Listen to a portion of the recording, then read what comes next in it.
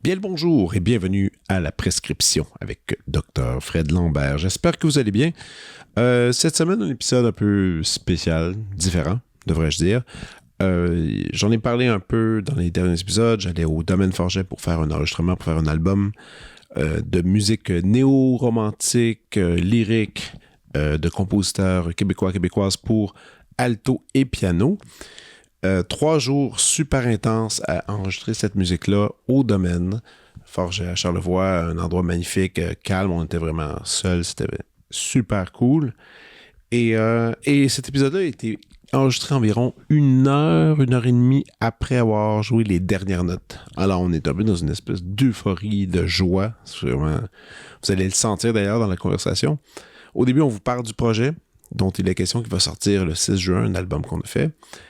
Et après, on parle un peu plus, évidemment, l'invité de la semaine, Chloé Dumoulin, on parle un peu plus d'elle, son cheminement, sa vision artistique, ses choix, mais aussi une super cool prescription. Et c'était super le fun. On était juste comme heureux. Donc, c'est un podcast heureux. Si vous n'êtes pas de bonne humeur, vous allez l'être dans un instant. Voilà ce que je peux dire. Alors, sans plus tarder, laissez-moi vous la présenter, ma collaboratrice et nouvelle amie, la pianiste Chloé Dumoulin. Nommée parmi les meilleurs musiciens en dessous de 30 ans selon la CBC, la pianiste Chloé Dumoulin est appréciée pour son jeu sensible, sa sonorité colorée et sa grande fougue. Elle jouit d'une carrière internationale qui l'a amenée à jouer au Canada, aux États-Unis, en Europe et en Chine, où elle a récemment fait sa première tournée solo en Asie. Elle a fait ses débuts à la Maison symphonique de Montréal sous la direction de Jacques Lacombe en 2021 et s'est produite comme soliste avec l'Orchestre métropolitain en 2016. Lauréate du 3e prix du concours Prix d'Europe 2024, Chloé est également récipiendaire du prix de la Fondation Sylva Guelbert, mais aussi de la Fondation du Conservatoire ainsi que la Fondation Desjardins. Chloé Dumoulin a assuré la première partie de nombreux orchestres, tels que l'Orchestre symphonique de Montréal et l'Orchestre métropolitain. Elle a entre autres été invitée en récital à la chapelle historique du Bon Pasteur, au Festival de Lanaudière, au concert La Chine et à la St. James Piccadilly, Londres, ainsi qu'au Festival de musique de chambre de Montréal et à la salle Bourgie. Pianiste aux qualités de chambriste remarquables, elle collabore régulièrement avec instrumentistes et chanteurs. Depuis septembre 2023, Chloé se perfectionne à la Guildhall School of Music and Drama à Londres. Elle y complète un artiste diplôme sous la tutelle du pédagogue réputé Ronan O'Hara. Diplômée du Conservatoire de musique de Montréal, Chloé y a complété une double maîtrise en piano auprès d'André Laplante et de Claire Ouellette.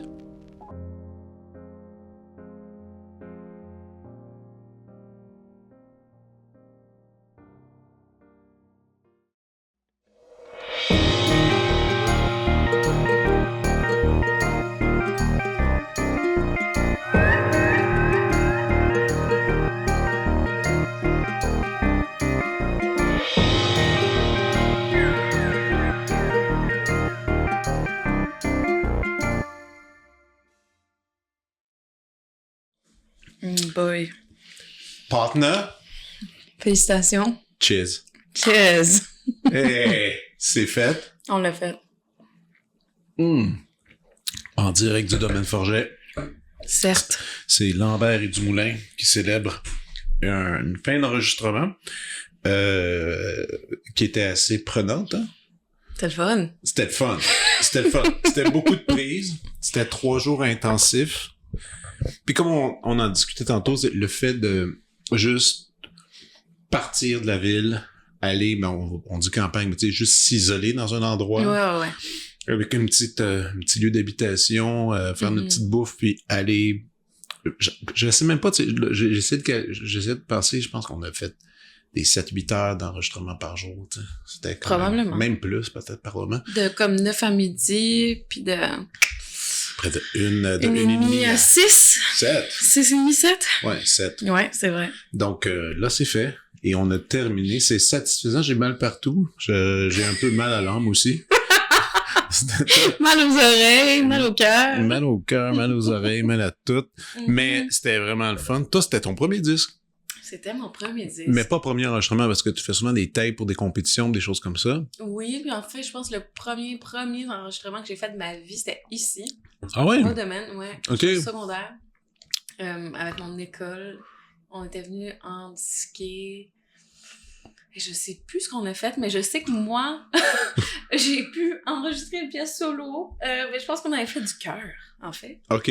Puis, c'est sûr qu'on a fait du cœur, en fait. mais tu sais, mettons, quand tu fais des compétitions, puis qu'on fait des tapes, souvent, c'est qu'ils vont demander des one take, une prise, pas de coupure pour évaluer, pas de montage, rien pour évaluer tout ça. Alors que là, qu'est-ce qu'on vient de faire, c'est complètement l'opposé de ça. C'est vraiment pas la même démarche, non? Parce que c'est fait pour, justement, distribuer commercialement. Donc là, nous, faut aller gratter les détails, puis c'est ça qu'on fait, c'est ça c'est ça qui est exigeant, en fait. C'est pas de jouer les pièces, c'est de juste aller beaucoup trop loin pour raffiner puis permettre aucune erreur. Ce qui est toujours un exercice un peu rushant, mais toi, c'était ton premier, mais t'as eu la piqûre, tu disais, t'as aimé ça. Oui, je comprends maintenant pourquoi Glenn Gould était obsédé avec les enregistrements, puis dans le sens, je comprends le trip, je comprends le buzz de... Ben, Glenn Gould, dans le cas de Glenn Gould, c'est certain que il y a eu tout de traumatisme de fin de concert, puis que ça se passait pas, puis aussi une perte de contrôle. Puis là, lui, il est arrivé à l'époque où il veut enfin être en studio puis faire ce qu'il veut. Mais c'est un luxe. Écoute, aujourd'hui, tu peux pas faire ça. L'enregistrement, c'est ça qui est magnifique. Là, absolument. C'est cette liberté totale là, qu'on a.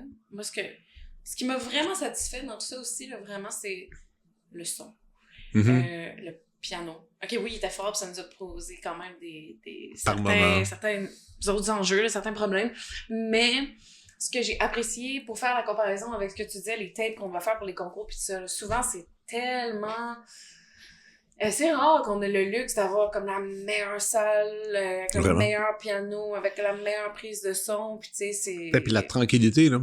Pas rien que ça, parce que tu sais, moi, avec Molinari, on fait beaucoup nos albums à Saint-Augustin, qui est un endroit extraordinaire pour la musique de chambre, quoi sur accord, puis parce que je pense qu'il n'y a pas de piano là-bas, puis sauf que c'est en bois, ça craque, t'entends les autobus passer, les gros trucks, les camions, et souvent, on a eu des pistes qui ont été ruinées à cause de bruit extérieur, puis là, tu fais comme, tu te mords les lèvres, la langue, t'es comme, mais ici, c'était vraiment une tranquillité exemplaire de toi. Je dis même sur le site, je pense qu'à ce soir, on est juste toi puis moi sur le site du Domaine Forger.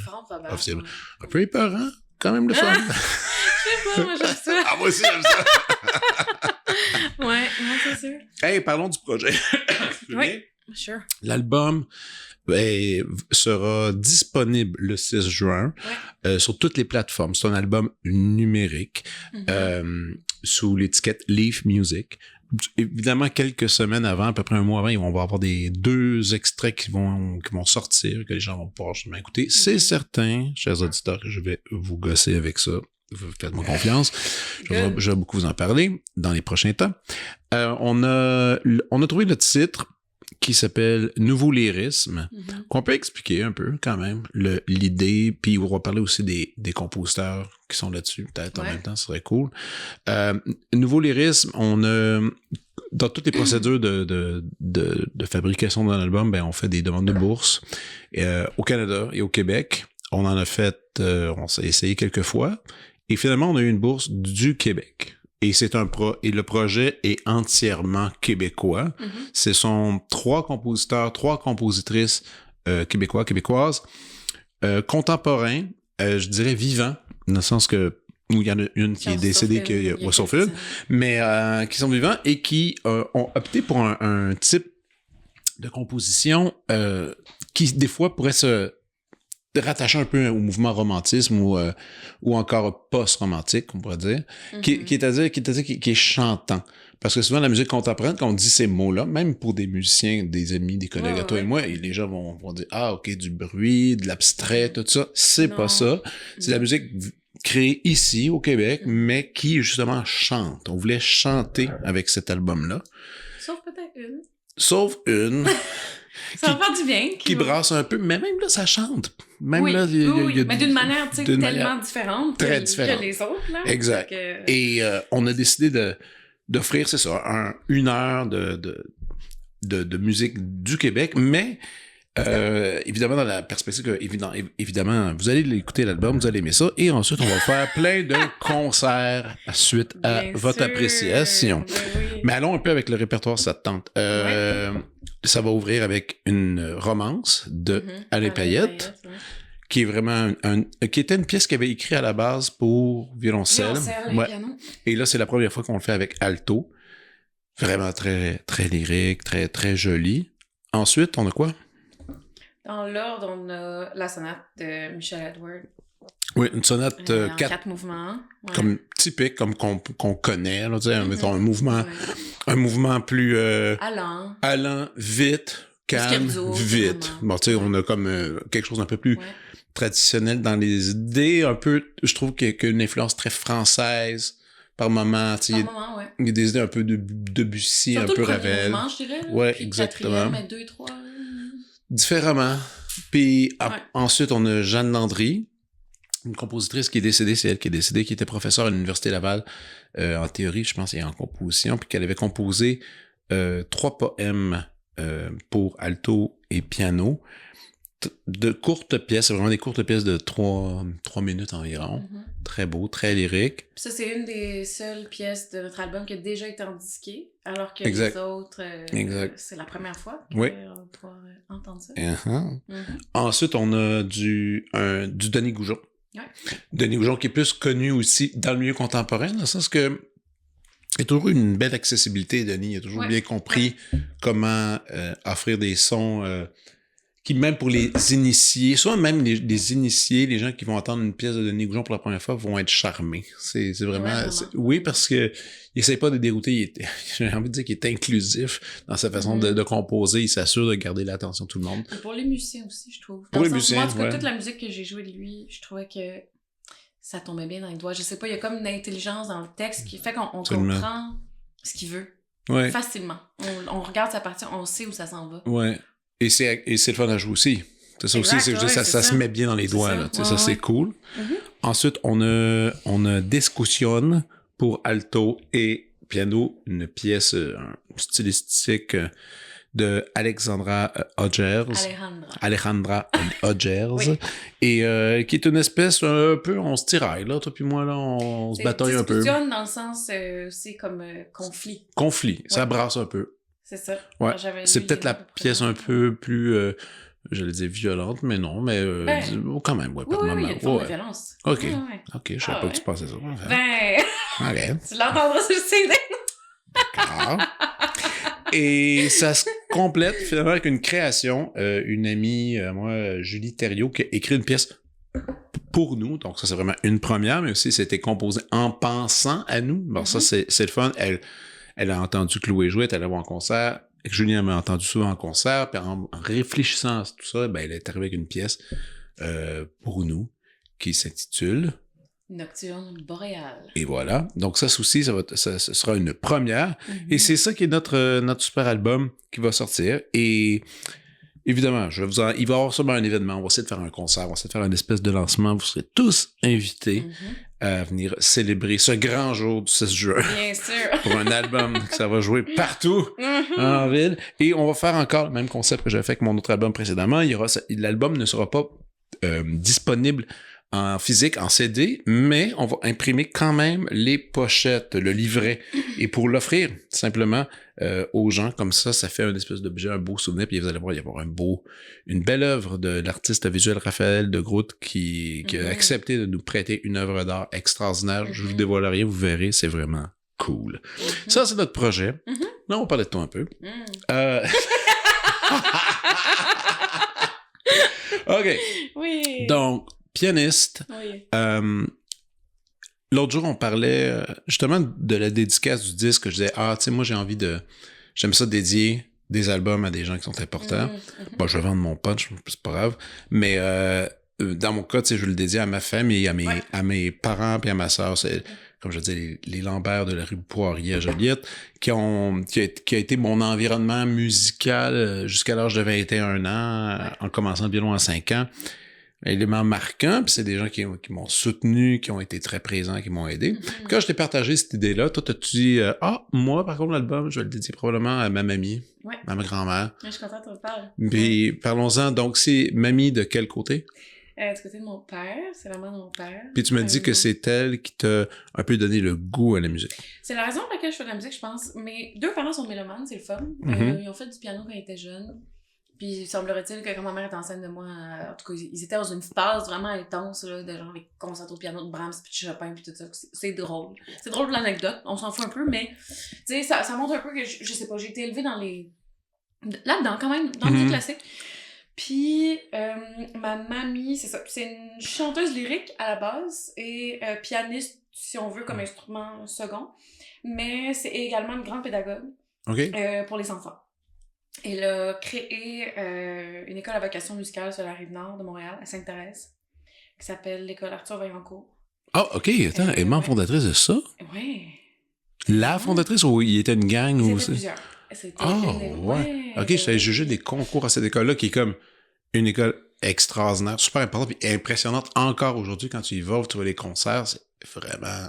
Je veux pas dire le mot drillé, mais je veux dire, il y a un encadrement pédagogique hallucinant, là. Ouais, c'est le fun que tu dises ça, vraiment. Puis, en tout cas, il y a quelques très bons musiciens qui sont sortis de là, en piano particulièrement. Ah, parce que t'es allé là? Oui, c'est ça. Je m'en allais là. OK. Mais il y a eu Guillaume Martineau qui est allé là au primaire, Eve Bourgoin qui l'enseigne là, Marie-Hélène Trempe, que je pense qu'elle est rendue aux États-Unis. Mais en tout cas, tu sais, il y a eu comme plusieurs pianistes intéressants, puis je pense aussi des violonistes, bien sûr. Mais c'est ça, la vocation, c'est piano et il y a beaucoup de violon aussi. C'est ça, c'est les deux instruments. C'est les deux instruments, puis c'est ça. En gros, là, elle a fondé cette école-là, puis elle dirigeait la chorale. Elle enseignait aussi le cours d'atelier. En tout cas, elle faisait 1 million d'affaires dans cette école-là. C'est une femme extrêmement dévouée, travaillante, puis... c'est ça. J'ai jamais vu une femme avec autant de passion puis d'amour de la musique et de transmettre et d'être là pour les autres. Puis, en tout cas, ça apparaissait, disons, dans son implication à l'école. Et puis, ma sœur, plus vieille que moi, est rentrée là, à l'école. Ça commence à la 2e année du primaire. Puis, en 2e année, t'as juste des cours théoriques. T'apprends c'est quoi la musique, en gros. Puis, en 3e année, là, tu commences à l'instrument. Tu fais le choix? Tu fais le choix. En piano, violon. Puis, ma sœur, elle était allée en violon. Puis, comme toute petite sœur, c'était mon idole. Puis, il y avait un piano chez nous, il y avait un piano chez ma grand-mère déjà, chez ma mamie justement. Donc, tu sais, j'avais comme un contact avec la musique, je pianotais tout le temps, puis j'entendais ma sœur pratiquer, puis tout ça, puis moi, mon rêve, c'était de jouer en duo avec elle. OK, c'était ça ton cue? Un peu. C'était tout le lien, c'était là à la maison, plus... Je voulais vraiment être amie avec ma sœur, puis je voulais faire comme elle. Moi, ma sœur, tu vois, ma sœur est née je pense, genre 3 semaines, 4 semaines après qu'elle est née, j'ai commencé le violon. Ah ouais, hein, ça a pas niaisé. Mais écoute, mon père avait acheté une caméra à l'époque, puis tu vois le bébé qui regarde ça, là. Oh! Puis elle, c'était faire ce que je faisais. Non, c'était plus ça, tu sais, ça faisait... Il joue du violon, je vais jouer du violon. Puis elle l'a fait.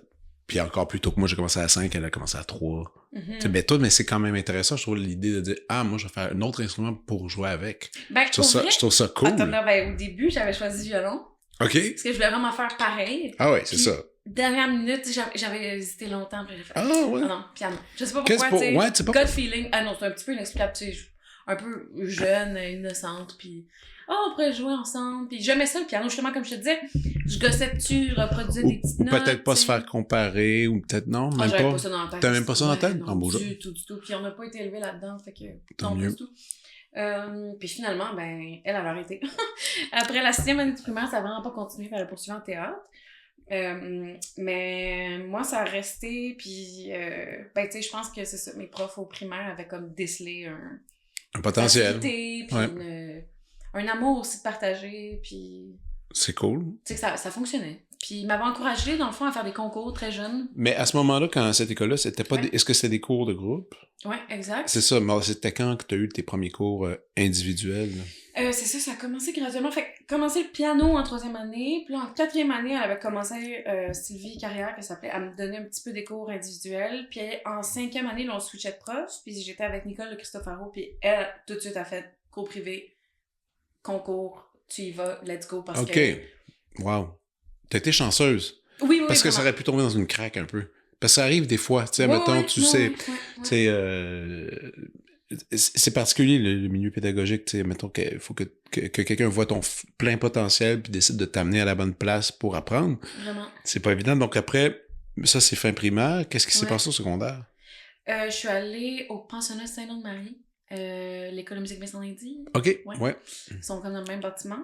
OK. Puis en secondaire 1, en fait, j'étais dans une autre école parce que, en tout cas, j'étais ailleurs, puis j'aimais vraiment pas ça. Parce que c'était pas une école à vocation musicale. Puis, tu sais, là, je sortais d'un primaire, justement, où la moitié de la journée, on faisait de la musique. Puis là, j'arrivais dans une école normale.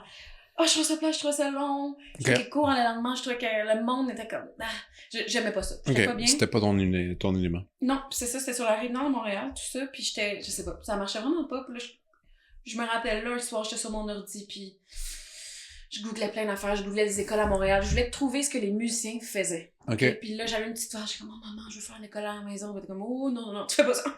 J'aime, OK. Puis là, je continue mes recherches. J'avais trouvé le pensionnat Saint-Marie parce qu'il offrait des cours de musique privée. Tu peux, c'est ça, avoir comme des cours une fois semaine en privé en étant étudiante là-bas. J'étais comme, déjà, c'était un début. Okay. Puis là, un jour, miracle. Pour vrai, c'était les astres étaient alignés. J'ouvre le site, puis là, ça fait pouf.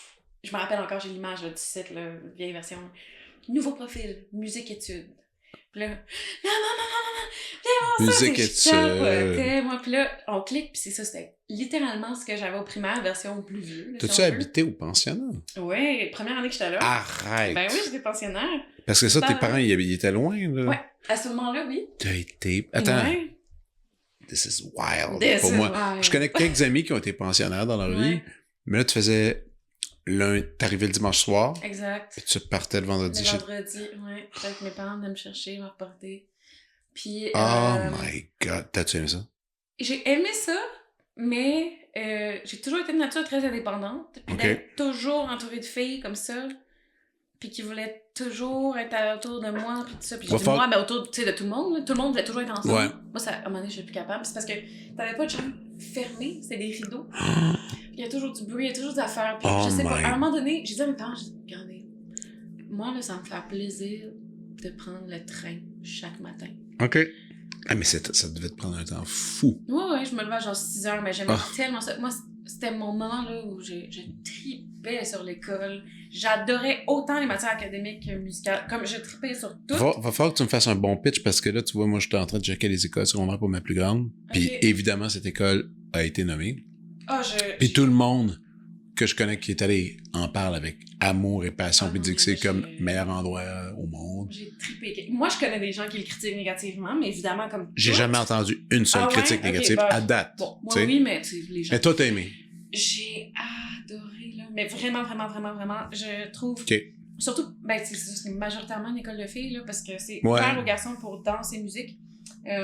Fait il y a comme un esprit justement de solidarité féminine, de les femmes sont capables de faire tout ce que vous voulez dans le monde. Tu sais, on dirait que j'ai vraiment été élevée. Ben moi, ma fille, déjà, on la regardait ça, ben elle était comme juste des filles. J'étais, mais elle dit, semble que ça doit vraiment. Elle avait déjà des préjugés, mais j'étais comme, non, mais il me semble que c'est cool. Non, écoute, je sais pas, parce que moi, justement, j'étais dans la classe de danse et musique, fait qu'il y avait comme 5 garçons, fait que j'ai pas vécu l'expérience entière, là, entière. Dans d'autres domaines. C'est ça. Mais la qualité de l'éducation, en tout cas, moi, je trouve que c'est des profs, à l'époque, parce que peut-être que ça a changé, là, mais à l'époque, c'était pas des profs qui devaient avoir un diplôme en pédagogie, ils avaient des maîtrises, des doctorats, même. Il y a un des profs, Dominique Lapelle, il enseignait à l'Université de Montréal. Il a décidé de revenir au pensionnat parce qu'il aimait plus enseigner là. Tu sais, c'est pour dire, c'est des gens, je dois dire que en plus, quand même pour vérifier les faits, t'as un excellent, extraordinaire français écrit. Ah, ben c'est gentil. Non, mais je veux dire, quand même, c'est important de le dire parce que c'est comme, tu sais, souvent on va dire, les jeunes ne savent plus écrire, là. Mais non, toi, t'es comme impeccable. Bon, tu sais, et souvent, ça vient de secondaire. Oui, et de mes parents, je vais le dire. Là. Oh, J'ai certes. 2 parents qui écrivent vraiment bien en français. Ça, Oui, Mais oui. mais c'est en même temps encouragé à cet endroit. Ah, c'est ça. certainement. Là. Non, moi, en tout cas, aller là, ça m'a vraiment stimulée. Puis c'est parce que quand, justement, t'es dans le profil musique ou danse, les cours académiques sont en accéléré, sont condensés, parce que c'est juste la moitié de la journée. Fait que moi, j'aimais le beat. Mais c'était parfait pour toi. Ouais, ça allait vite. Fait que, tu sais, il y a des gens que je sais qui aimaient un petit peu moins ça, puis ça allait peut-être trop vite pour eux. Ouais, c'était mais pas ce qu'ils cherchaient, finalement. Exact. C'est peut-être, il y avait plein de gens qui voulaient pas faire de la musique professionnellement, là. Non. Fait que pour eux, c'était un petit peu too much. Moi, c'était parfait. Puis ils ont été super cool parce que vu que, justement, j'avais fait beaucoup de musique avant d'aller là, ils m'ont crédité beaucoup de cours comme théoriques. Fait que moi, pendant ce temps-là, j'allais pratiquer, je faisais mes affaires. Ah, nice. OK, c'est cool, ça. Formule vraiment flexible, du monde compréhensif, humain, puis qui veulent vraiment que tu développes à ton plein potentiel. Moi, c'était vraiment l'expérience que j'ai eue, puis... Puis ça, c'était tout le secondaire. Ouais. Tu sais, qu'est-ce qui s'est passé? Là, t'es allé au conservatoire. Conservatoire. Direct. Après ça, bac conservatoire, maîtrise conservatoire. 2 maîtrises conservatoire. Musique de chambre et solo, là, c'est ça? Ouais. Ouais. Les 2. Donc là, après, c'était full conservatoire. Ça, c'est combien d'années de conservatoire t'as fait? 7 ans. Ouais, typique 2 de cégep, 3 de bac, 2 de maîtrise. Bon, c'est pas super. Moi, à McGill, c'était 3, 4, 5, 7. Ouais. Fait un 8 ans, 8 ans et demi à McGill. Bon. Ça se ressemble. Battu le record, mais, OK. Donc, toutes ces années-là, comment c'était? Au conservatoire? T'as aimé ça? Ah, ben oui, mon Dieu. Ben, encore une fois, je trouve, environnement stimulant, qui offre beaucoup de choses. Des profs passionnés puis connectés au milieu, fait que c'est le fun aussi. Ça aide beaucoup, ouais. Ouais, tu sais, une perspective réelle, que t'as l'impression que tu comprends ce qui se passe à l'extérieur. En tout cas, c'est comme ça que je l'ai vécu. Puis, ce qui était vraiment cool avec la maîtrise en collaboration, en musique de chambre accompagnement, c'est que ça me donnait accès à vraiment beaucoup de cours différents du parcours typique en solo. Parce qu'en solo, mettons, la maîtrise, c'est vraiment comme, t'as des cours de piano, musique de chambre, accompagnement, chorale.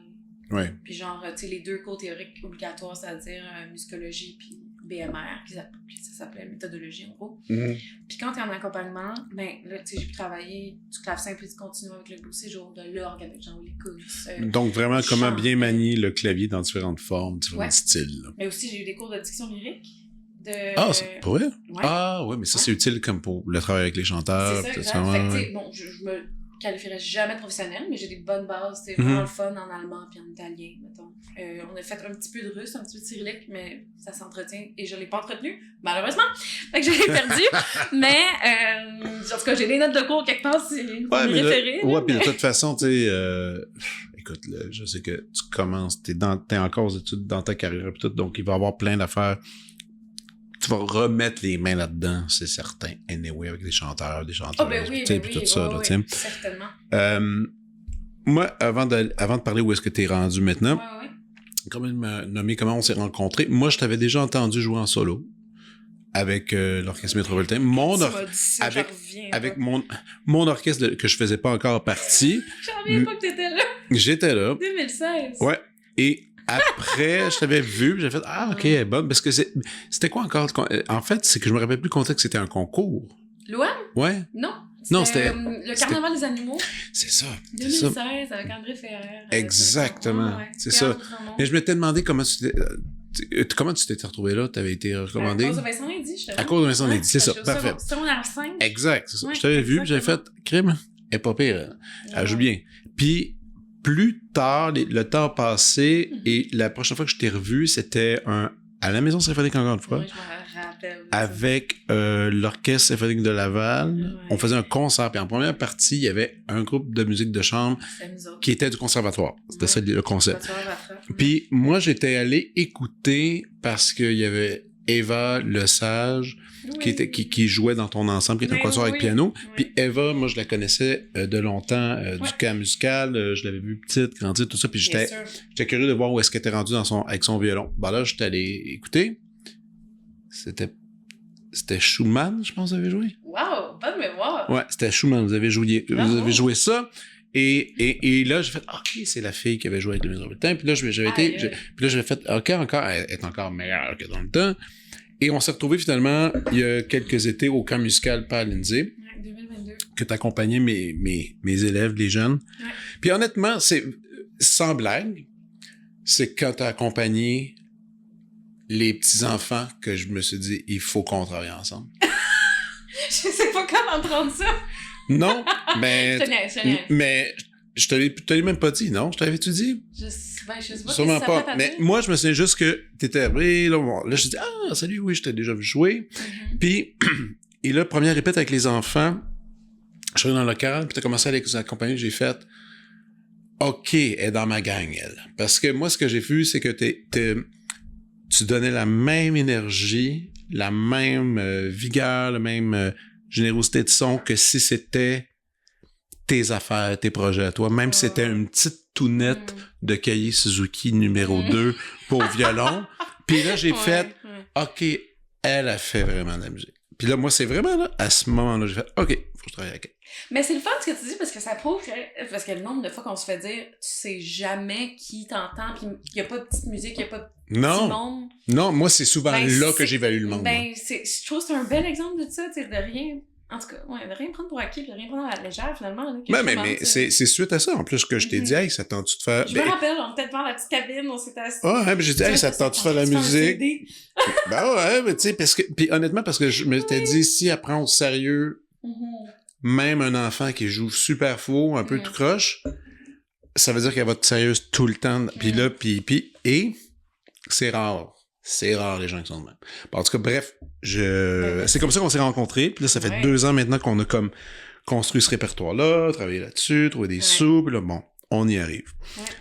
Parallèlement, qu'on monte ces projets-là, un beau défi à notre relation professionnelle, c'est que maintenant, tu habites à Londres, en Angleterre, parce que là, t'as fini le conservatoire, puis t'as déménagé pour étudier là-bas. Ça, j'aimerais ça qu'on en parle un peu, parce que c'est particulier, parce que l'Europe, musicalement, il y a différents courants. Tu sais, mettons, c'est très drôle, parce que, tu sais, mettons, bon, t'étudies au Québec, au Canada, c'est une chose. Après, souvent, on me dit, il y a l'école américaine. Étrangement, que, tu sais, les États-Unis, que c'est tellement grand, mais il y a quand même un mode de pensée à travers tout ce territoire-là. Quand tu arrives en Europe, complètement différent. Tu vas en Italie, tu vas en France, tu vas en Allemagne. Et là, Angleterre, c'est toutes des... Il y a vraiment une couleur pour tous ces pays-là. Toi, tu te retrouves là-bas, en Angleterre. Pourquoi? Très simple. 2022, justement, encore. Attends. Oui. Quelques semaines, donc, avant que nous nous soyons rencontrés de manière officielle, j'ai rencontré mon prof actuel, Ronan O'Hara, à Orford Music. Ça faisait plusieurs années que j'entendais parler de lui, des collègues, des amis qui soit ont étudié avec lui à Londres ou qui ont pris justement des cours à Orford avec lui, ou peu importe le contexte, ils l'ont rencontré quelque part. Tout le monde le sait. Ce gars-là spécial, tu sais, vraiment vaut la peine. On m'avait dit quand même aussi, tu sais, tu l'aimes ou tu l'aimes pas, mais tu sais, quand ça marche, ça marche. Ça c'est vraiment beaucoup de fois que j'en entendais parler. Puis, je dis, ben, tu sais quoi, je vais m'inscrire à Orford une semaine. Voir ce qui se passe. Puis, premier cours. J'avais une amie, justement, qui était... Parce que toutes ses classes sont ouvertes, lui, à Orford. Il n'y a pas vraiment de cours privés. Ben, c'est des cours privés, mais tout le monde peut rentrer tout le temps. Wow! Mon amie était venue m'écouter, une amie vraiment de confiance, qui avait pris beaucoup de cours avec lui. Puis, c'est ça. J'avais fait une sonate de Beethoven, puis on parlait la même langue. Il parlait, je comprenais tout, puis ce qu'il me disait, je trouvais que ça avait tellement de sens, j'étais tellement d'accord avec ce qu'il disait, puis je me rappelle, j'étais sortie du cours, mon ami a fait « Ouh, haha, il y a quelque chose qui se passe ici. » T'as raison. Tu as senti? Ouais, j'ai senti. C'est important, ça. Ouais. Puis, bon, c'est ça, la semaine continue, j'étais au cours, tout ça. Puis il y avait quelque chose que j'aimais, c'était comme un petit peu inexplicable. Puis, à un moment donné, il était dans son local le soir, je le vois, puis là, je fais comme « Hey, est-ce que je rentre, puis je vais lui demander à propos de Guildhall, où je savais qu'il enseignait. » Tu sais, faire comme... Aurais-tu de la place pour moi? Je devrais auditionner? Parce que, faut le dire aussi, c'est des immenses démarches d'aller étudier en Europe. Ouais, puis... C'est gros, là. Mais ce qui est particulier avec Londres, c'est que les écoles là-bas, la date limite pour s'inscrire, c'est vraiment plus tôt que toutes les autres écoles en Europe. C'est en octobre.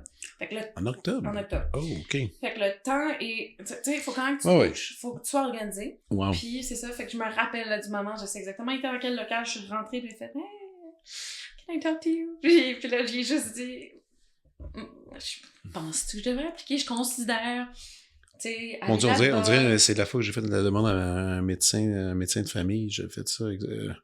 J'étais allé voir un médecin pour, je sais pas, puis il était super fin. J'ai dit, hey, monsieur, vous pouvez être mon médecin de famille. Mais la même affaire, tu sais, t'es comme, t'observes la personne, tu fais, puis il me fait, ben écoutez, je vais faire une place pour vous. c'est presque le même genre de rencontre. Puis ça s'est fait. Ben, c'est ça, il m'a donné son courriel, tu sais, comme, ouais, blablabla, on est resté en contact. OK, puis, wow. J'ai fait l'audition à New York parce qu'ils font des auditions un petit peu partout dans le monde. Ouais. Puis, ben, il m'a donné la qui est une très bonne école. Qui est une école réputée depuis très longtemps. Il y a de grands musiciens qui ont été formés à cet endroit-là. Les acteurs aussi, parce que c'est intéressant que la partie acting, un peu comme le conservatoire. Justement. Exactement, c'est une continuité british, on pourrait dire aussi. Toute ton expérience, là, ça fait maintenant... C'est ma deuxième année. C'est ta deuxième année en ce moment. Ouais. C'est ça. Ouais. Est-ce que, évidemment, ton jeu a changé, évolué? Est-ce que tu trouves... Est-ce que t'es capable de mettre le doigt sur le style... Est-ce que tu trouves que le style britannique se définit ou pas tant? Oui. J'ai de la misère un petit peu à mettre des mots là-dessus parce que c'est je nouveau. le vois dans ma tête puis c'est clair dans ma tête, dans les oreilles, mais... Pas obligé de le dire. Mais quelque chose que j'observe, en tout cas, je trouve que ce qui est le fun là-bas, c'est la rencontre justement du milieu ou des écoles européennes et quand même un peu de l'école américaine. Puis je pense que, je veux pas, c'est un phénomène un petit peu mondial parce que je veux pas... Là, maintenant, tout le monde a YouTube. Tout le monde entend ce qui se fait partout dans le monde. Fait exact. Il y a une forme d'homogénéité. Et il le voit aussi. Ouais.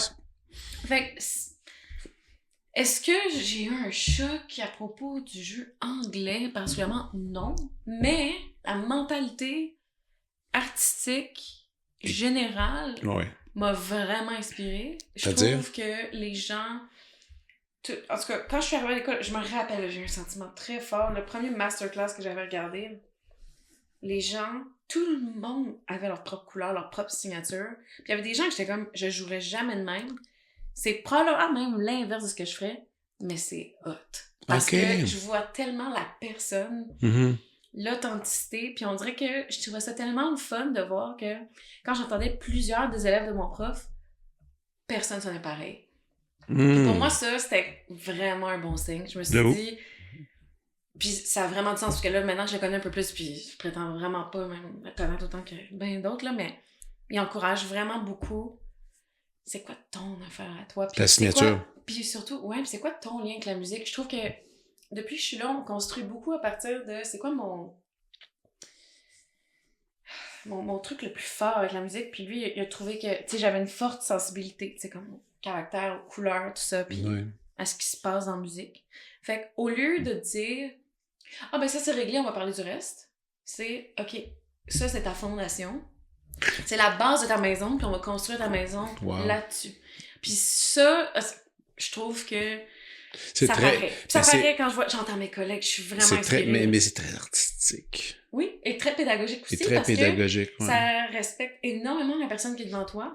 Puis de faire comme ça, c'est ton rapport à la musique, c'est qui tu es, puis on va juste aller faire ça. Puis mais je trouve ça vraiment c'est fou parce que tu me fais réaliser bien des choses parce que il y a beaucoup de cordistes dans le coin de Québec et Montréal, mais c'est c'est tellement spécifique, ont été initiés à l'art londonien, devrais-je dire, par un violoniste qui venait faire beaucoup des projets Anthony Marwood. Tu connais Anthony? Je connais ce nom-là, mais je sais pas pourquoi. Anthony, il était très, très plugué avec... Ici, il a beaucoup joué avec les violons du roi, mais genre dirigé en jouant, des masterclass à McGill où il jouait avec les étudiants, il faisait toutes sortes d'affaires. Mais c'était un être extrêmement éclaté, virtuose, extrêmement virtuose aussi, mais avec des idées vraiment, j'ai envie de dire, farfelues. Là, mais en même temps, c'était vraiment C'était cool parce que à chaque fois qu'il se pointait dans ces projets-là, puis je l'ai vu dans différents contextes, tout le monde était comme excité. Parce que c'était super généreux dans la personnalité, justement artistique, mais dans les idées, puis dans le partage. Moi, c'est ça qui m'avait impressionné quand même. Tu sais. Peut-être c'est quelque chose... Mais évidemment, je me souviens encore m'être dit, dans ce temps-là, puis j'étais 21, 22 ans que j'ai vu la première fois, puis je me disais, Ah, OK, ça se passe peut-être demain en Angleterre. Mais non, mais des fois, tu généralises, tu sais. Puis après, j'avais fait Les Violons du Roi avec Trevor Pinnock. OK. Lui aussi, British, qui était venu diriger Les Violons du Roi, un habitué, là, spécialiste de musique baroque. C'était extraordinaire, tu sais, avec des idées complètement bizarres. Dirigeait, s'arrochait, puis là, il dit « Hey, ça roche, j'aime tellement ça, les groupes qui rochent. » Puis là, tu sais, puis là, des espèces d'idées. Ah ouais, puis il dit « Continuez, c'est le fun. » Puis là, c'est rare d'entendre ça. Ben, écoute, j'haïs ça, mon qui roche. Mais là, c'était comme... C'est ça, c'était des idées très originales, mais très très incarnées. Ouais, c'est ça. Voilà. C'est ça que je vois. Ouais, puis ça, c'est peut-être ça que c'est peut-être ça que tu es en train de développer Vraiment. puis de trouver là-bas. L'incarnation. Là. Ah ouais, c'est important de l'avoir là. Puis le fait de déménager ailleurs, ça te fait voyons, c'est quoi le mot? J'allais juste en anglais puis ça m'énerve, je veux pas faire ça. Dis-le. Enhance. Bon, hey, c'est un tough mot, ça. C'est un tough mot à traduire, ça. Pas agrandir, mais rendre élargir, plus grand, on va dire. Élargir. Je l'ai, c'est ce mot-là. Ouais, ça m'a fait comme élargir ce sentiment-là. Puis, complémenter. Ouais. En tout cas, ça a facilité, si on veut, l'apprentissage de ces choses-là. Et juste l'immersion dans ce monde-là, si on veut, de l'incarnation, puis l'individualisme, mais dans le bon sens. Puis ça, c'est une affaire que j'ai trouvée extraordinaire. Parce que autant, il y a une forme d'individualisme que je trouve là-bas chez mes collègues, amis, musiciens, peu importe. Ben, il y a une solidarité qui vient avec ça, justement, parce que les gens sont tellement, je trouve, forts à l'intérieur que il y a comme un grand sentiment de communauté. J'ai jamais eu autant d'amis pianistes, puis on s'encourage tellement, puis puis c'est vraiment sincère, puis j'admire vraiment du plus profond de mon cœur. Mais aussi, t'es une étrangère. Moi, j'ai remarqué ça. OK, je vais te montrer le même point. Mettons, quand je suis arrivé à McGill, c'était le même sentiment. McGill a sûrement pas changé depuis le temps, mais à l'époque, on était peu de gens du Québec qui étudiaient à McGill. C'était beaucoup d'Américains, beaucoup d'Européens, beaucoup d'Asiatiques, quand je dis Asiatiques, qui viennent d'Asie. Et ils venaient à McGill, prenaient leur savoir et retournaient dans leur pays. Bon, dans ce temps-là, ça fait, oui, il y a l'élément compétitif s'évapore un peu. Puis il y a justement une solidarité, tu vas voir les autres, les encourages, tout ça. Puis ça aide. Puis c'est à la limite, c'est d'où le fait que j'encourage tout le monde à aller étudier ailleurs. Parce que ça fait du bien vivre ce sentiment. Oui, moi je l'ai pas fait, puis c'est peut-être le seul gros regret que j'ai dans ma vie, c'est de pas m'avoir trempé ailleurs. En même temps, de Joliette à McGill. C'est immense! Non, mais attends. Mais c'est une belle phrase que tu dis, parce que de Joliette à McGill, c'est surtout du français à l'anglais. Je parlais pas anglais, là. Je t'avais à 21 ans, pas un mot, là. Je savais même pas tenir une conversation. Bon, c'était une chance mais une chance que le règlement dit qu'on pouvait remettre les travailleurs en français. J'aurais coulé tout. Ça aurait été impossible. Mais bon, ça s'est réglé avec le temps. Mais il y avait un certain exotisme avec ça, on va dire. Mais toi, toi, t'étais déjà Montréal. Tu parlais anglais déjà, là? Oui. Depuis longtemps, là. Bon, c'est ça. Oui, t'avais fait ça. Pas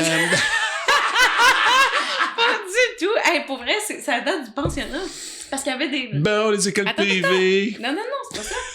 Non, les cours d'anglais, c'était bien correct, ça peut pas, mais je trouve que c'est difficile d'apprendre vraiment une langue tant que t'apprends pas. Mais c'est ça l'affaire, c'est que dans notre classe, on avait eu, à cause du programme de danse, plusieurs personnes de l'extérieur du Québec, du reste du Canada qui étaient venues. Puis j'étais la madame à qui on avait demandé de les aider en français. Donc, ils sont devenus mes amis. Donc, grâce à eux, à force de côtoyer... Et voilà, t'as développé. J'ai développé mon anglais. Depuis que t'es en Angleterre, tes nouveaux mots préférés, c'est quoi? Oh mon Dieu Seigneur. Il y a une couple d'expressions le fun. Oui, non, certain. Mais là, tu me prends sur le fait. Voyons. OK, mon ami aime bien dire « You're such a twat ». A twat. You're a twat. Ça me fait rire. Twat, c'est bien. J'aime twat. Melt. You're a melt. Oui. Les insultes, je les aime bien, c'est drôle. Ouais. Wonka. You're such a wonka. Ça, je l'ai pas entendu vraiment. Et Ah, ben, tu vois. ok, je regarde trop de British show, là. Donc, j'ai. T'es même pire que les gens qui sont là-bas. Mais ceux, non, mais ceux que t'as mis dans ta bouche, puis que t'es as sortis, là. Ben, mettons. Melt pis Twat, je trouve Ah, tu ça dis vraiment Twat? drôle. Ben oui. Oh! Mais non, mais c'est des bon. amis, pis tu sais, c'est plein d'amour. Oui, là, mais- non. C'est c'est sympathique. Ah, là. mais les petites, les petits switches comme ici, en Amérique du Nord, on va dire elevator, puis là-bas, Ouais. ils disent lift. Left, Un ouais. lift. Fait que tu sais, t'as pas le choix, faut que tu faut avec Puis le là, ton groupe, là. appart, your flat, My flat, my your flatmates. flatmates, my mate. My mates. Ouais, j'ai mates. Tu y vas? Fun. Ben oui. Ah ouais, mais ça, tu Hey. parles. C'est malade. C'est mieux que bro, pis tout. Ah, et puis c'est quoi, c'est dans le métro, c'est quoi? C'est the tub? Le tube. The tube. Tu sais, The c'est tube. underground aussi, pas juste le tube. Ouais, le underground. C'est vrai que là-bas, c'est ça. Ouais. Ouais. Ah, Et tu get fais it. comme ça, là. Là, ça me vient pas, mais. Ah, c'est charmant, c'est le fun. Écoute, moi, C'est dans fun. ma vie, j'étais allé juste une fois 2 semaines travailler pour des compétitions, puis c'était assez pour Hmm. essayer de plugger tous les petits mots. Puis me sentir un peu cool. C'était parfait, là. Mais il y a comme une zone de non-jugement là-bas que j'aime beaucoup, justement. Ah, que... ils jugent pas les accents là-bas. Ah, c'est ça. Jamais. C'est fou. Puis justement, Ça, je, c'est tu sais, hot. je dis the loo, genre, tu sais, dire la toilette. Là. Ouais. Il y a personne qui est comme, bon, tu dis ça comme quelqu'un qui vient pas d'ici puis qui essaie de nous copier. Pas du tout. Tu sais, il y a vraiment une. Ouais, non, ils sont cool. Ils sont cool. Ouais, ouais. Ils sont super cool Ouais. là-dessus, ça, j'avoue. On le ressent pour ça, je trouve, les Québécois. Ouais. On est, tu sais, les British Mais sont moi- plus sympathiques que les Français, je trouve, en général. Quand Ben, t'es moi- là-bas. Moi, je l'ai eu quand même aussi à McGill, justement, à l'époque, quand je Ouais. travaillais, puis là, écoute, mon anglais, c'était n'importe quoi. Puis, mais, je me trempais, puis tous mes amis anglophones étaient vraiment patients et gentils de me Mhm. corriger, de Mhm. faire genre ça, tu sais. Puis, je pense que quand tu fais, en général, Ouais. quand tu fais un certain effort vers une autre culture, l'autre culture est assez gentille Ouais. pour te corriger ou du moins, tu sais, pour que tu t'améliores. là. Mais une chose que j'ai remarqué là-bas, par contre, que je trouve un peu triste, puis c'est pas spécifique à là-bas, mais c'est Mhm. que notre identité québécoise est vraiment absente dans le monde. Vraiment, là. OK. Il y a certaines personnes qui sont au courant que ça existe, puis OK, Pas tant. mais pas tant que ça. Puis Bon. d'expliquer aux gens que je viens de Montréal, que ma première langue c'est le français, Ah non. puis vu que mon anglais est décent, souvent, pense Yeah. que je mens. Mais pas que je mens, mais que... Ouais, mais je comprends ce que tu dis. Ma Ouais, ouais. première langue, c'est l'anglais, puis que Ouais. je bullshit un peu que j'ai appris le Mhm. français sur le côté. Mais il y a juste la France qui est vraiment au courant de nous autres. Là. Ouais, ben il y en a quelques-uns, tu sais, je veux pas mettre tout le monde Non, dans le non, bateau, non, mais mais non. j'ai ben, été surprise de voir à quel point notre identité est difficile à expliquer, à Écoute, exprimer, à convaincre, à... Moi, la fois que j'étais le plus... que j'en revenais pas, moi, Mhm. c'était à Détroit. J'étais allé faire une tournée à Détroit, en tout cas dans ce temps-là. Puis là, tu te vois dans les écoles, ça dit hey, ils viennent du Canada, Ouais. Montréal. Puis, Ouais. puis là, on avait des accents. Puis tous les gens faisaient comment ça, vous avez des accents. Genre, on parle français là-bas. Puis c'est Personne Détroit, savait. c'est à côté, là. Ouais. C'est pas loin, Ouais, là. on Tu sais, s'entend, là. aucune idée. Je savais pas. Ben c'est ça. Moi, Aucune idée. Franchement, je trouve ça un peu aberrant, puis quasiment j'ai remarqué que tous les jours, faut que j'en parle, ou quelqu'un m'en Ben- parle, ou ben quelqu'un moi- me dit « Ah, toi, t'es française, donc... » Je suis comme, je suis pas française. Ou « T'es canadienne, donc... T'es américaine, donc... » Ouais, mais c'est cool en même temps. En même temps, je trouve que ça donne T'as raison. un super sujet de conversation. Mais quand t'as le même sujet de conversation tous les jours... Ouais, mais tu le peaufines, tu le raffines. Non, c'est ça, exact. Tu le on dit qu'on est présentes rendu mieux. tellement bon avec Ah. C'est pas vrai, mais... Non, mais je Des fois, c'est un comprends. petit peu frustrant, parce que j'aimerais ça que ce soit juste comme « Ah ben oui, t'es québécoise, ben oui, ok, c'est correct. » Tu sais, Ouais. puis on Ouais, n'a pas j'avoue. besoin de... Parlons Oui. piano un On instant. va Tu parler sais, piano. la carrière de pianiste, ça m'a toujours paru comme un truc, tu sais, tellement difficile pour tellement de raisons. Tu sais. Premièrement, vous n'avez pas d'instrument, ça c'est fou. Ça pour moi déjà, ce concept-là, il est demeuré. Là. C'est que vous... Non mais... Moi, je non, trouve mais... ça fun, mais... Ouais, mais moi c'est pour ça que, tu sais, mettons, Zimmerman, c'est ça? Ouais, Zimmerman existe, oui. Ouais, Zimmerman, lui, il se promène avec son char et son piano, là. Ah, Puis- lui, je savais pas, ok. Quoi? Ben, excuse, je savais pour d'autres. Zimmerman, il se promène avec un... Il revient pas en Amérique parce qu'ils ont saccagé un de ses pianos une fois. Mais lui, il est en Europe. il a sa roulette en arrière, il se promène avec son piano, et de ville en ville, il l'installe, il tune, puis là, il joue. C'est toujours en voiture ou... parce que là, tu faisais des mimiques pour ceux qui ne te voient pas. Oui. Il met un volant dans ses... une camionnette. Parce qu'il y en a, c'est l'avion, là. Ils font voyager leur Fazioli en avion. Genre, Martha Argerich, elle a déjà fait ça, mais dans le cas de lui, je sais qu'il se promène avec sa petite voiturette, puis ses pianos, puis il tourne son affaire. Que je respecte, c'est comme tellement compliqué. Mm-hmm. Vous autres, c'est dans ton cas, ça c'est ça.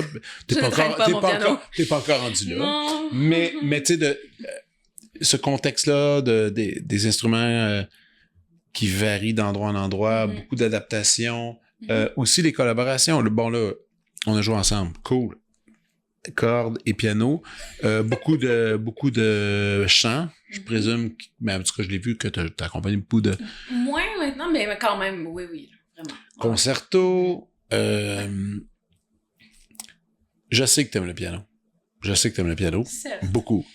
C'est quoi ton buzz pour jouer, pour te faire réellement plaisir? L'affaire dans laquelle quand tu mets tes pieds, tu sais, moi je me le cache pas, je suis heureux de notre collaboration. Ouais. C'est sûr que moi, en ce moment, je dois admettre que j'ai beaucoup de plaisir à faire de l'orchestre. Okay. C'est sûr qu'à la base, moi, ça fait comme tellement longtemps que je fais du quatuor, qu'il y a comme une espèce de pantoufle, c'est une pantoufle, là, tu sais. J'arrive là, tu sais, on a tout chacun un peu notre qualité et nos préférences. Toi, c'est quoi tes préférences? C'est la question qu'il faut pas me poser. Wow. Mais en même temps, mais tu sais, je sais que t'aimes tout. Mais y a-tu une petite affaire dans laquelle tu fais ça, c'est à l'aise, bien, confortable? Ben, je dirais que... Ah, mais même mieux que ça. Oui, OK. Signature. Comme on parlait tout à l'heure de signature artistique, déjà, t'es-tu en train de trouver un peu la direction de ce que t'es avec le piano? Oui. OK, attends, mais là, c'est parce que t'as plusieurs questions, j'ai trouvé toutes bonnes, fait que là, je veux pas vas-y, une à la fois. C'est sincère, quand même, quand je dis que j'aime tout. Là, tout, OK, c'est un grand mot, mais je veux dire... Non. Je suis une personne qui aime beaucoup l'équilibre, la balance. J'aime quand il y a plusieurs choses dans ma vie. Oui. J'aime pas quand les choses ont une seule direction, puis je trouve ça un petit peu plate. Puis je pense que j'ai toujours su que j'adorais jouer avec les gens. Ouais. Mais j'ai vraiment, vraiment eu une overdose de ça. Puis justement, quand je suis partie à Londres, puis que j'avais vraiment... Ben, je pense là-bas, je fais 85% du temps de solo, 15% de la collaboration, versus à Montréal, je dirais que c'est 70 collaborations, 30 solo. Je vois, absolument. C'est un ratio très différent. Ça m'a fait tellement du bien là, de me concentrer sur moi. Ben oui. Et j'ai vraiment un amour de ça aussi. Puis pendant quelques années, j'en avais douté, puis vraiment pas. C'est absolument présent, puis là. Fait que, puis j'aime pas ça, moi, dans la vie, les... c'est quoi ton dessert préféré? C'est quoi ton plat préféré? J'ai pas de numéro 1, là. J'aime plusieurs choses en même temps de manière sincère. Fait que, moi, vraiment, sincèrement, si, tu sais, j'ai une carrière, je sais, on est dans l'utopie, le rêve, parlons-en. Le fantasme, tout, là. Récital solo, concerto. Moi, les concertos, vraiment, je trouve que c'est... T'aimes ça? Ah, c'est hot, parce que justement, t'es soliste et tu joues avec des gens. Pour moi, c'est comme le big deal. Tout se ramasse là. Wow. Mais bon, on s'entend que c'est un luxe. Bref, et trio, quatuor, tu sais, ben duo aussi, évidemment, mais je veux dire... T'en as-tu fait beaucoup de concertos? Là, tu parles avec orchestre ou tu veux dire moi dans ma vie? Avec orchestre. Pas assez à mon goût, non. Ben non, ça c'est correct. Je suis très heureuse avec ce que j'ai fait, Qu'est-ce que mais... ça fait? J'en ai fait 3, mettons. Fait que, tu sais, okay. Complet? Oui, j'ai soif de plus, là, tu sais. Ouais. C'est correct. Qu'est-ce que t'as fait? Gershwin. OK. Liszt. Puis... Ah, mais c'est pas un concerto. Laisse faire. Ben, l'OM, le Carnaval Sun. OK.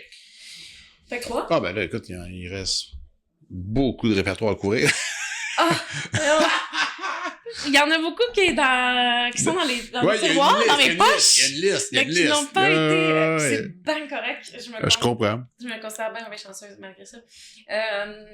Mais bon, j'aime beaucoup ce format-là, justement, parce que pour moi, c'est comme l'accumulation de tout ça. C'est la rencontre du monde solo et du monde de la collaboration.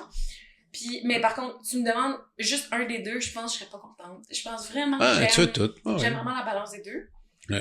J'aime beaucoup les cordes. J'aime beaucoup l'univers des cordes, je pense, parce que je le connais bien. Puis, tu sais, j'ai assisté justement à beaucoup de cours, autant de violoncelle, d'alto que de violon. Ouais, pour comprendre, ouais. Mais c'est ça, je pense que en toute humilité du monde, puis je vais jamais... Quand je tiens un violon dans les mains, je peux te dire que c'est très laid, mais je sais pourquoi c'est laid. Tu sais, j'ai comme une... Tu comprends comment ça marche, mais pas capable de faire. Mais les pianistes comme toi, c'est ça, vous devez...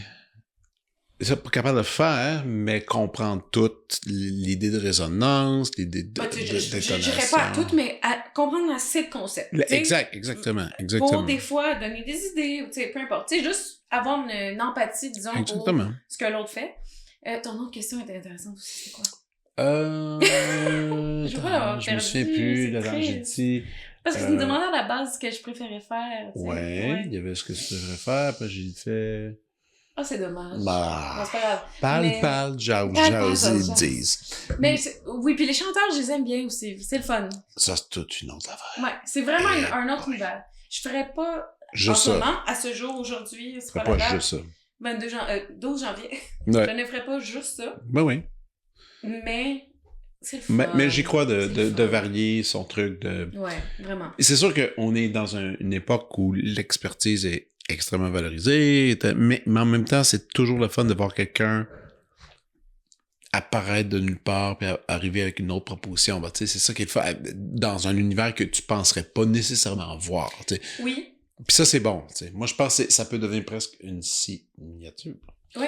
Puis je pense que, mettons, avoir travaillé des airs de Mozart, tu sais, vraiment des extraits d'opéra avec des chanteurs, ça me fait comprendre Mozart. C'est vraiment basic puis cliché de dire ça, mais c'est tellement vrai. Puis de travailler du Fauré, du Poulenc, n'importe quoi avec des chanteurs, amener ça, tu sais, dans l'univers français pianistique, vraiment, tout ça, ça m'a tellement nourri. Puis... C'est le fun, tu dis ça. Moi, mon partner de duo contrebasse, Ali, qui est Agnès Danfort, mais là, on avait une discussion là-dessus. Je dis qu'est-ce que t'écoutes qui t'inspire? Il dit, moi, j'écoute juste des masterclass de chanteurs. Puis il est contrebassiste. Cool. Et j'ai dit, pourquoi t'écoutais ça? Puis ça, c'était intéressant. Puis il dit parce que c'est foudroyant dans les masterclass de chant que juste en discutant, en disant une couple de commentaires, il dit, tu l'entends, des voix se transformer. Mais il dit pas un peu, là. T'as entendu quelque chose? Énormément. Ils disent de quoi, puis d'un coup, il dit, il y a une basse qui se met à résonner, il y a un aigu qui est plus rond. Il dit, rien que parce que des fois, il y a des pédagogues extrêmement doués pour communiquer ces idées-là, puis il dit, ces instruments-là, les voix, sont malléables, transformables. Puis lui, il dit, ça m'inspire parce qu'il dit, j'essaie un peu de prendre ces concepts-là puis les mettre à la contrebasse. Mais ça, je trouve ça intéressant. Le temps file. S'il y a des gens qui sont curieux, Chloé Dumoulin, elle a un site internet. C'est vrai? Je sais pas. T'as ça? Oui. Oui. Mais oui. Imagine, non! Donc, sur Google, Chloé Dumoulin, vous allez trouver tout ça. Oui. Il y a sa bio, il y a des trucs, il y a des dates. Évidemment, allez consulter. Je vous conseille de le faire ou encore de vous inscrire. Je pense que même une page sur Facebook, Instagram, etc. Allez tous vous inscrire, etc. Maintenant, j'aimerais bien entendre ta prescription. La partie stressante. Pourquoi c'est pas si pire? C'est du partage. Moi, je veux savoir. Puis en plus, c'est le fun parce que j'ai zéro idée de ce que tu vas m'annoncer en ce moment. Oui, ben justement. Ça, j'aime ça. Là, j'ai un angle que... moi, j'écoute beaucoup ton podcast. Pas toutes, mais beaucoup. Puis, c'est ça, je trouve qu'il y a tellement de propositions déjà fascinantes que j'ai envie... Je vais parler un petit peu de choses qui m'inspirent personnellement, mais j'ai envie aussi de parler de certains de mes amis en art. Ah, there you go. Qui ont sorti des choses que je trouve bonnes, dont j'ai envie de parler. C'est parti. Je sors mon petit calepin parce que j'ai peur d'oublier quelque chose. La première proposition, en fait, c'est du théâtre. Okay. Ma très chère amie, Camille Giguère-Côté, fantastique comédienne et autrice, diplômée de l'École nationale de théâtre il y a quelques années. On s'est rencontrés en vendant de la crème glacée ensemble dans le Vieux-Port, dans un food truck. Ok, t'as fait des jobs, t'as fait des job-ins. J'avais besoin d'argent. OK. pour payer la vie. La pire job, c'était quoi? Celle-là, sûrement. Vanille, chocolat, pistache. Hey, dans le vieux, par ordre. Oh. Horrible. Donc, elle a écrit Le Show Beige, que ça s'appelle. OK. Donc, j'ai vu la lecture. Puis là, j'aurais dû faire ma recherche avant. Le théâtre, là, qui est au coin de Papineau, Mont-Royal. La licorne. Merci. Mais la petite licorne. La petite licorne, ouais. Elle a fait une lecture de ton show.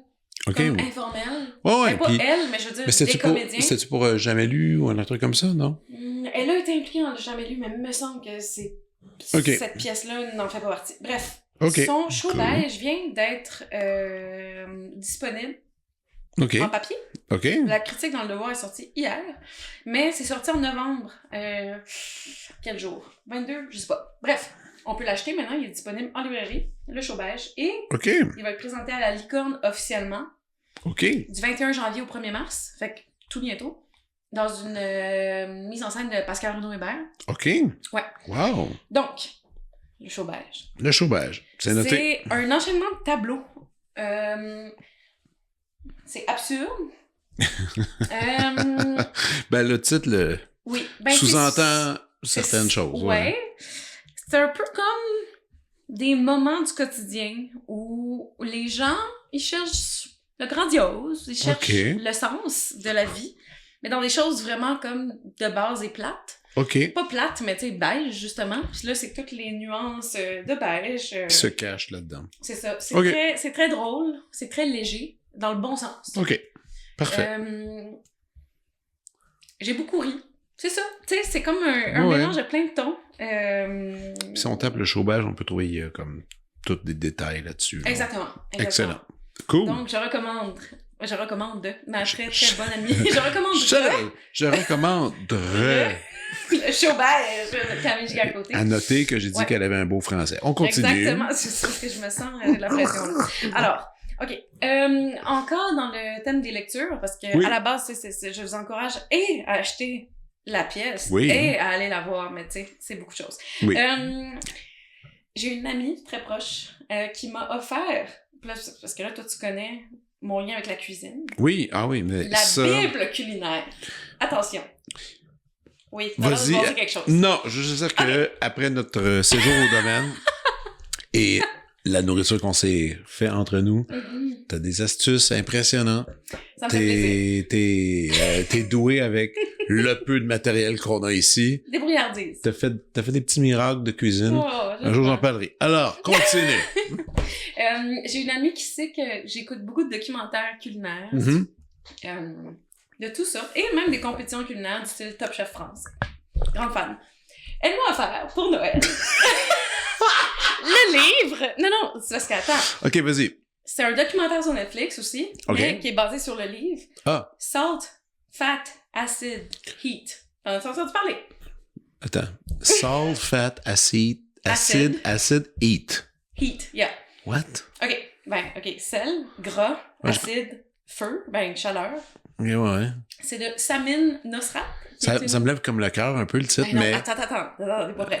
Ok. C'est une chef irano-américaine. OK. Son nom, je vais pas le dire trop, Samin Nosrat. Ce qui est une partie vraiment importante du livre, sans blague. Les illustrations, je vais nommer son nom, Wendy McNaughton. OK.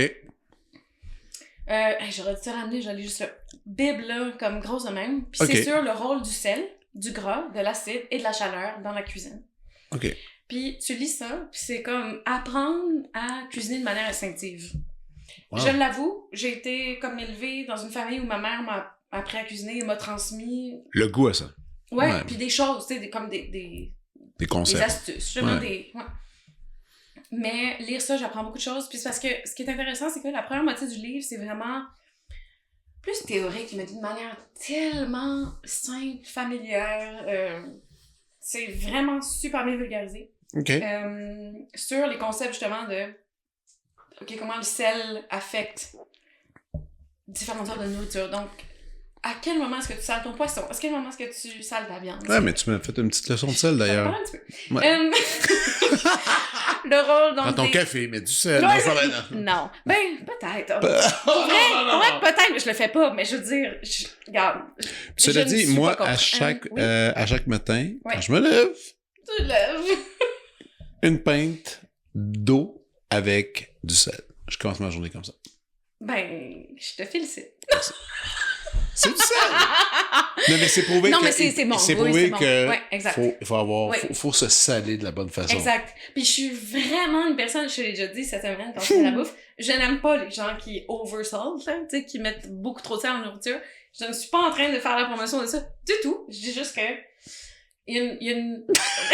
Arrête! Une réflexion et aussi des raisons scientifiques. Sans blague, je t'en ai parlé, la diffusion de l'osmose. Absolument. La diffusion et l'osmose, les amis, dans comment ça des légumes. Bref, Ouais. c'est vrai. Alors, Donc, un gros sel, livre à lire. le gras, l'acide, Ouais, la chaleur. Elle décortique chacun de ces concepts-là. Parfait. Elle a travaillé dans un des restos les plus connus aux États-Unis, chez Panis. Puis elle raconte en même temps des anecdotes de vie, des erreurs Parfait. qu'elle a faites, blablabla. C'est super, il y a plein de petites recettes vraiment de base. C'est vraiment cool. Bref, je trouve ça le fun de partager ça Oui. parce que je trouve que tout le monde partage vraiment des lectures fascinantes. J'en lis aussi, mais je trouve Ah ça oui, le fun d'aller Mais je suis complètement ailleurs. d'accord. Oui, cool. Voilà. Excellent. On va aller en musique un petit peu. Oui, allons-y. Alors, tantôt, tu me posais la question si t'avais un album de rêve à faire, qu'est-ce que tu ferais? Et comme je te le dis, je n'aime pas les top 1, les choix numéro 1. Ouais, je sais. J'ai juste un choix dans la vie, donc je ne t'ai pas répondu. Mais Donc. quelque chose qui m'inspire. Venice, de Anastasia Kobekina, la violoncelliste. Elle est russe. Ok. Elle a comme 30 ans. Attends. Répète. Je répète. Ça, c'est le nom de l'album? Venice, Venice. comme Venise, la ville. Venise. OK. Et le nom de l'artiste, la violoncelliste, Anastasia Kobekina. Un peu plus lentement pour ceux qui peuvent essayer de l'écrire. Anastasia Oui. Kobekina, avec Merci. plein de cas partout. Avec plein de cas partout. Juste des cas partout. Ouais, merci beaucoup. Ok. On continue. Alors, dans son album, je te dis la variété, ok, de musique. Oui.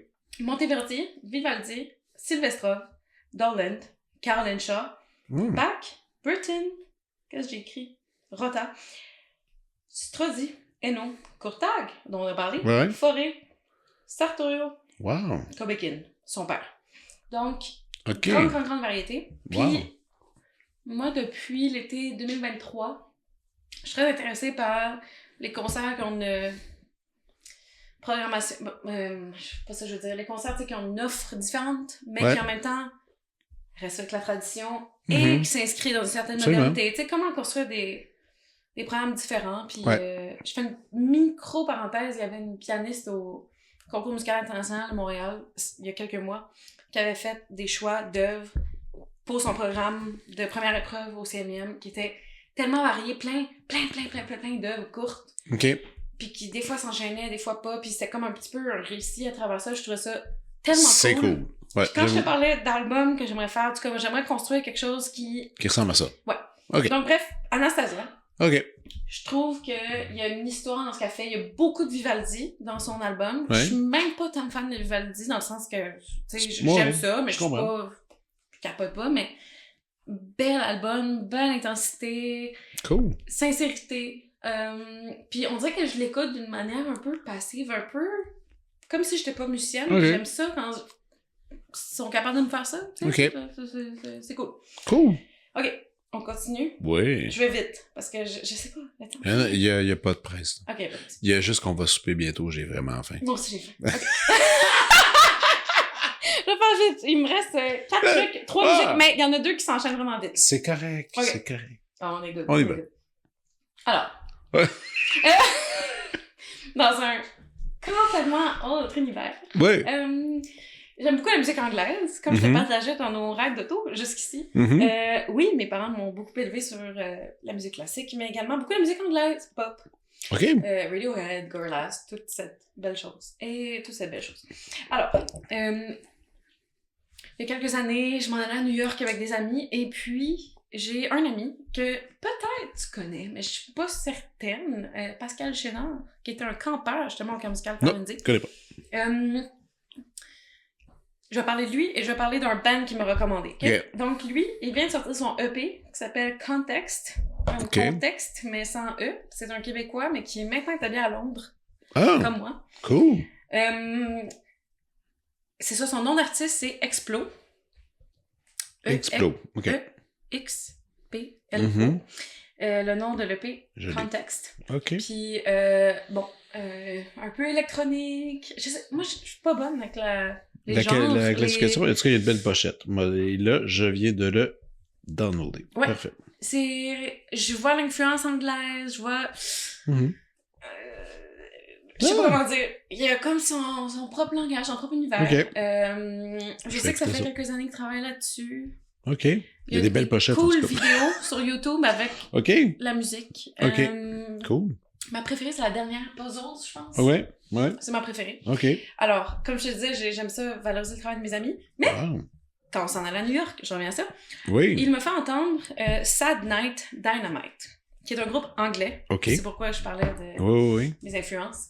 Sad Night Dynamite, ça sonne beaucoup comme du Gorillaz. Ah! Je recommande en général leurs albums. Il y en a un qui est sorti en 2024, Welcome the Night. OK. Ce qui est intéressant sur une des tracks, attends, je sais plus c'est laquelle, mais il y en a une que, mais je pense que c'est celle qui est nommée Welcome the Night, en fait. OK. Il y a une citation, bon, on dirait de Bartók, mais probablement de folklore roumain. Il y a... OK. Dans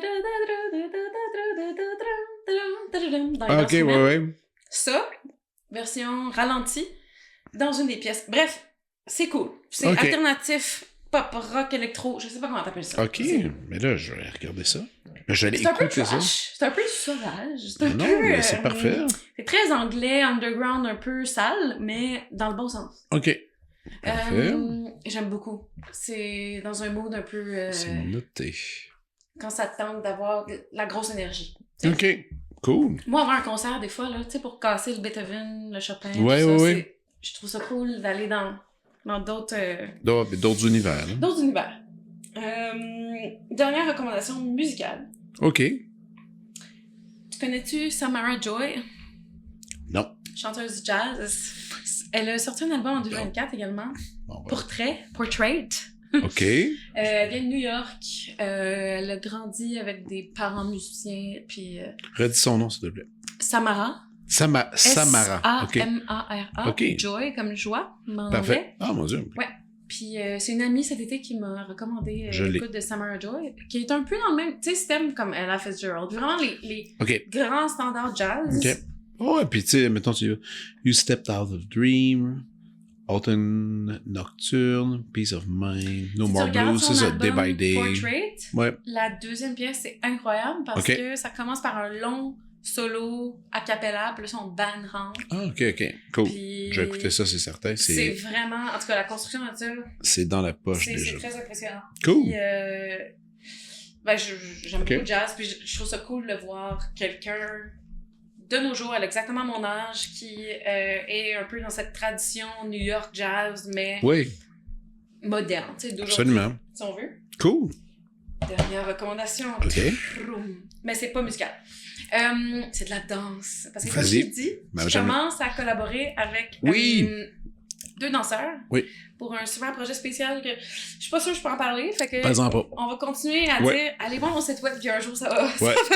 Il y aura une collaboration de Chloé avec des danseurs à suivre. Mais qui est vraiment, vraiment, vraiment cool. Je veux pas... Ce qui t'amène à aimer la danse ces temps-ci. Ah non, attends, depuis toujours. Parce qu'on revient au début. Quand je parlais du Parsonnat Saint-Laurent-de-Marie, j'étais dans la classe avec les danseurs. Oui. Qui est à l'École supérieure de ballet du Québec. Puis justement, une des deux personnes avec qui je collabore dans ce projet-là est prof à cette école-là. Oui. Tu sais, il y a comme toute une... Ouais, puis t'aimes le mouvement, puis t'es très souple. Ouais, t'as fait ta show-off dans la salle l'autre jour. Ah, mais t'as fait de la gymnastique. C'était un moment d'intimité. Non, c'est pas intime. Tu fais la split, puis n'importe qui fait la split on cue, ça n'a pas de bon sens. Mais j'étais ex-gymnaste. Mais donc, j'avoue, dans une autre vie, peut-être j'aurais dû être danseuse et chanteuse jazz. Je sais pas. Ben, c'est dans ton corps. Voilà. C'est bon. Alors, ça pour dire... tu me fais rire avec ta face. What? Continue. Je fais un projet avec des danseurs, ça va être dans 1 an. Ça, je peux dire ça. Ouais, t'as le droit. C'est dans 1 an, puis ça va être autour de Schubert. C'est ce que je peux dire. There you go. Voilà. Ça va être ça.